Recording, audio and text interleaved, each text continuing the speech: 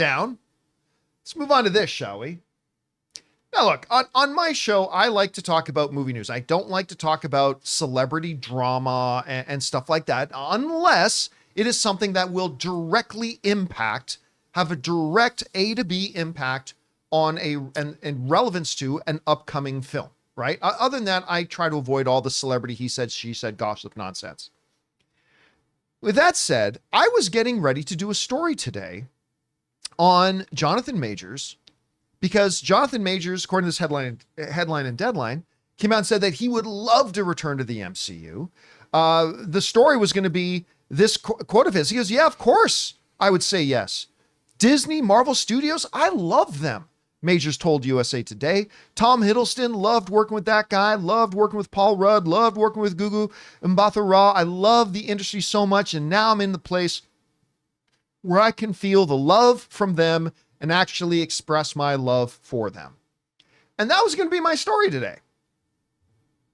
Because my position, while not necessarily popular, my position on the Jonathan Majors stuff has been, he got accused of something.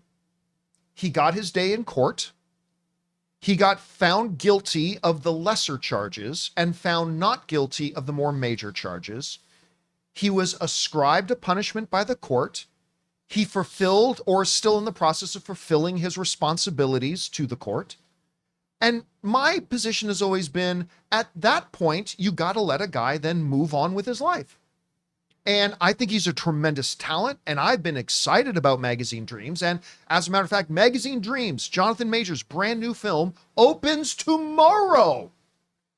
Not a few months from now, not a year from now. This movie opens tomorrow. It's hitting theaters tomorrow. We're talking about the star of this major film, and a star that a new dialogue has kind of popped up over the last couple of months of, hey, maybe Jonathan Majors can come back to the MCU. Like maybe they've moved off the Kang storyline, but maybe you can still use him. I've never thought they would, but I mean, that's been a topic of conversation. And we got this movie opening tomorrow. Well, then this came across my desk.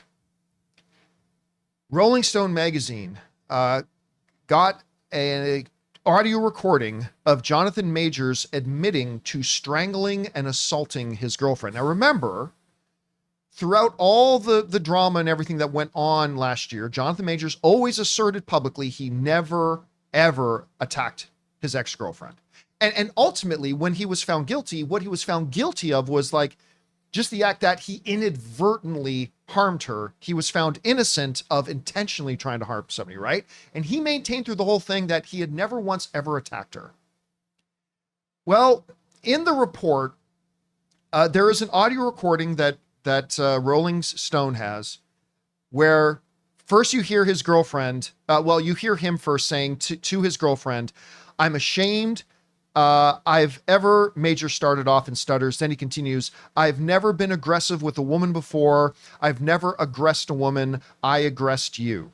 Then Grace Jabari, his girlfriend, replies, you strangled me and pushed me against the car. To which Jonathan Major says, yes, all those things are under aggressed. Major responded, that's never happened to me. So the star of a movie that is hitting theaters tomorrow has just been apparently caught in a major lie, because he told everybody that that was the extent of it that you'd seen in the stuff with this case before. I've never assaulted her, all that kind of stuff. And apparently now, by the way, kind of sus that this audio recording is coming out just a day or two before his movie opens. Mm-hmm. That's not a coincidence. No. And that's dirty pool. It is. That's dirty pool on somebody's behalf.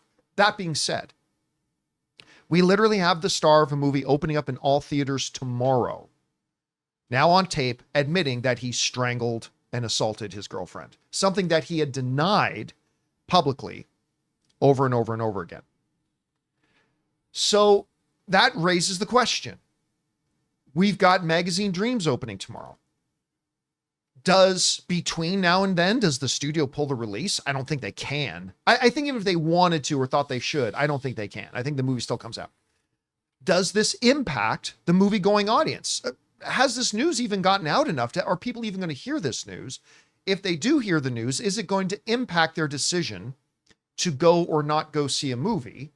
I know for me, like, I have political belief differences with actors like Andy Garcia and Clint Eastwood, but I never let that remotely impact whether or not I'm going to go see their work, because I think Andy Garcia is a terrific actor. I think Clint Eastwood's a marvelous filmmaker, and I never let the fact that I have philosophical or political differences and ideologies with them at all ever remotely influence my decision about wanting to see their work. Big muscular guy choking out and throwing women against cars, that's something different. And whether I should or shouldn't, I will admit that kind of thing will whether it should or should not, that kind of thing will influence whether or not I choose to go see a movie with this guy starring in it. Now, look, it needs to be pointed out that I have not done the verification checks on this audio recording. I have not hired a law firm or private investigators to investigate the veracity of this audio recording that Rolling Stone has. And maybe we find out somewhere down the road that the whole thing is doctored and it's all AI generated and it's just always made up to make Jonathan Majors look. I'm leaving room for that. I'm leaving room for, in today's world, of course I'm leaving room for that. That's a possibility. But I think it's an understatement to say this is not a good look. And I think if there were any whispers and discussions in the halls of Marvel about maybe bringing Jonathan Majors back, I believe this puts not that there were, we don't know that there were any discussions, but if there were, this probably halts that right away. Guys, we want to take a second to thank a sponsor of today's episode, BetterHelp. Listen, guys, you know if you've been listening to me for any amount of time that I really believe that we need to start prioritizing our mental health. I often compare it to this. You know, when we go to the gym to get ourselves more physically healthy, we see that as a positive step. We need to start looking at our mental health the same way and prioritizing our mental health. And that's where BetterHelp comes through. Therapy should feel accessible, not a luxury just for people who have lots of money. With online therapy, you get quality care at a price that makes sense and can help you with anything from anxiety to everyday stress. If you want to look at the numbers, traditional in-person therapy can cost anywhere from $100 to $250 per session, which adds up fast. But with BetterHelp online therapy, you can save on average up to 50% per session. Your mental health is worth it, and now it's within reach. With over 30,000 therapists, BetterHelp is the world's largest online therapy platform, having served over 5 million people globally. Your well-being is worth it. Visit BetterHelp.com/Campea today and get 10% off your first month. That's BetterHelp, HELP.com/Campea. Anyway, Chris, you heard about this story. We've obviously over the last couple of years, we've talked a lot about this story. About this ad nauseum, yeah. I thought this whole thing was done, right? Mm-hmm. The jury found that he wasn't guilty of the more major stuff. He was guilty of some of the minor stuff. He got ascribed a punishment. He's done it. I've said on this show, he should be allowed to move on. Let him move on with his life now. Mm-hmm. How much does this, if it's verified, and that's an important thing to know, how much does this change that? Or how much does this alter the narrative surrounding Jonathan Majors right now? How did you take this story? Oh, it can completely change it, right? Especially right before this new film comes out that is supposed to be his kind of return to form, his return to grace, if you will. The audio itself, because I went and listened to it a couple of times, it's very messy. It's very like staticky. There's a whole bunch of other noise in it and everything. And it's eerily calm, which when you're having a discussion about domestic abuse, if you are the victim in that situation too, I imagine you would not be raising your voice or doing many things to try to keep things calm. And that's just me making assumptions, right, of whether or not this actually all happened.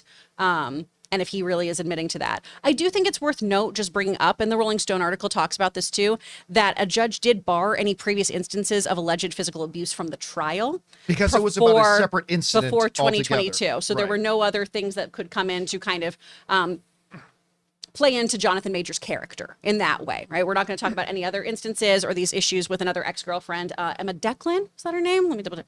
Emma Duncan, excuse me. Those kinds of instances were kind of pushed aside. So all in all, that trial itself was messy, and this is just more mess on top of it.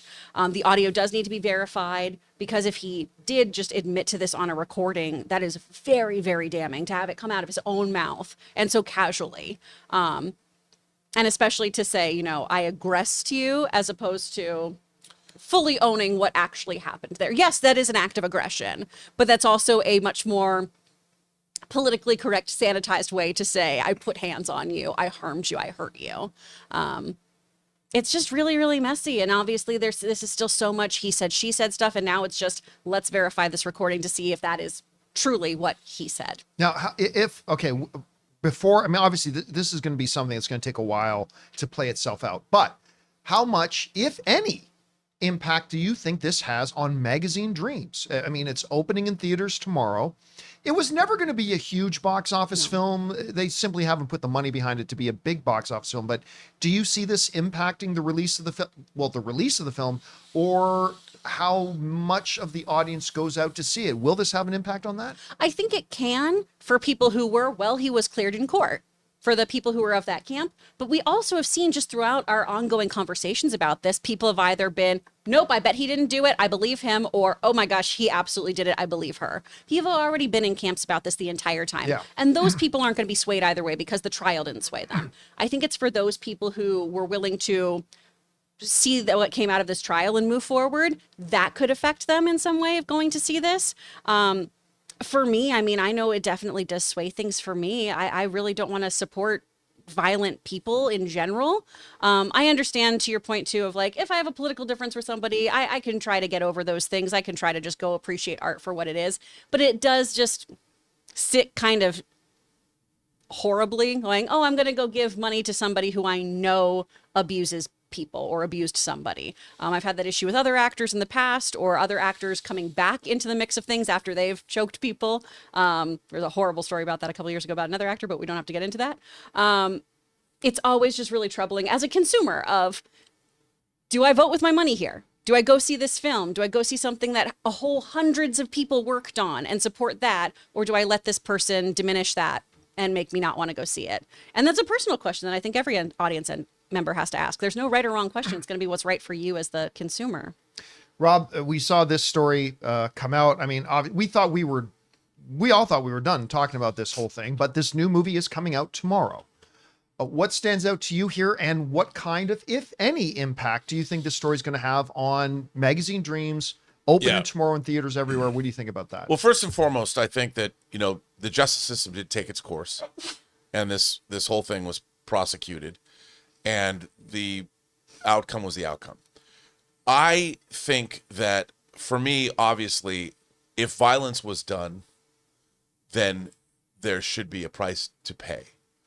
I also know that a lot of, because I've seen it in my own life, a lot of people's accounts of things that are happening, like one person can mean something and another person, this seems pretty cut and dried, but if he said, yeah, I strangled you, I'd be like, well, that's pretty cut and dry. But he doesn't say that. It's really interesting. And I don't think, like you said, I listened to the recording too, and it seemed a little odd, like if he was remorseful or if it was in a certain situation. I don't know. I mean, I can't even care to speculate on it. Whether or not it affects the movie, I think it could. I think it absolutely could. And if he's a violent guy, then steps should be taken. And they were. I mean, he went to court. And yeah, you could start to say, well, the judge didn't let this in, and we could talk about all these different things, but justice was done.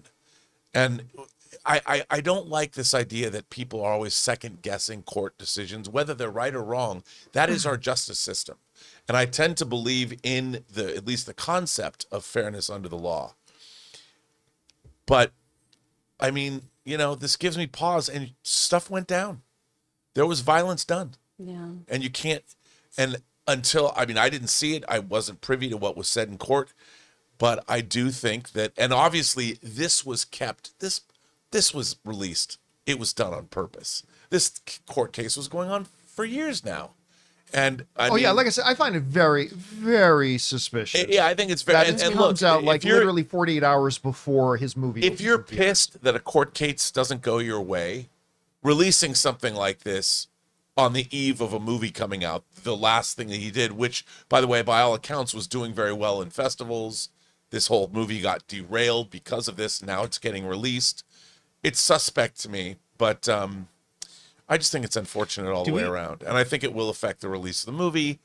And the filmmakers who made the film didn't know anything about this, didn't have any part of it. And I think ultimately there's a lot of people that put a lot of time and hard work into the film. And I think this is unfortunate for them. Yeah. But violence was done, and you must pay that piper. I want to address a couple things people are saying in the live chat, at least, and I'll speak to it to the best of my knowledge. Okay. A lot of people asking, why wasn't this brought up in the court case? This was submitted in the court case, but not allowed to be presented to the jury because the judge ruled, and I believe accurately so, that we are here adjudicating a specific incident. And so the judge ruled that that tape was not a part of this. This tape is from 2022. This tape is not a part of this trial, and therefore it was omitted out, but it was out there. Now, Major settled with Grace Jabari, and so we don't know what the details of that settlement is. So some people wrote reports about what it was, but the reality is nobody actually knows what the results of that were. So I'm not sure Grace Jabari released this because there were a lot of people that had their hands on this. Sorry, Rob, you were going to say Well, we don't even know what the larger context of this was. I mean, you hear, where did it come from? How does it relate to what went on legally? I mean, it was barred from being used, but did lawyers present it? I don't know. You know, and hearing stuff like this out of context, anybody can make everything seem incredibly damning. And this seems incredibly damning. I agree with that. But hearing him say, you strangled me and threw me against a car, and him saying yes, I mean, it's, again, there is a million possible variables to this I want to throw out there. We are not sitting here adjudicating this. We are just a bunch of schlubs in my garage talking about this secondhand, okay?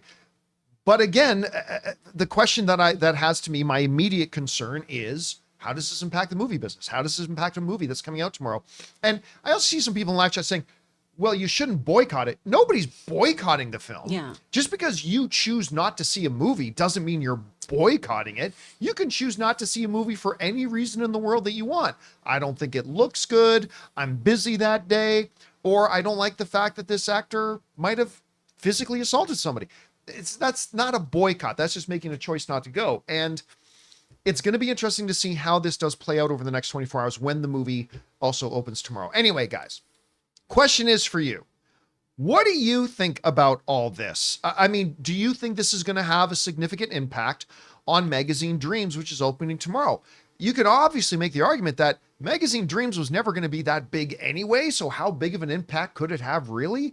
What do you think the long-term implications here could be? Whatever you guys think, jump down to the comments section below and let us know your thoughts. Hey guys, thanks so much for watching this video. Make sure you like the video, leave a comment, and subscribe to our channel. And don't forget, we have a daily podcast called the John Campea Show podcast, available on Apple Podcasts, Spotify, or your favorite podcasting app of choice. Go and subscribe to it today so it'll be there when you need it.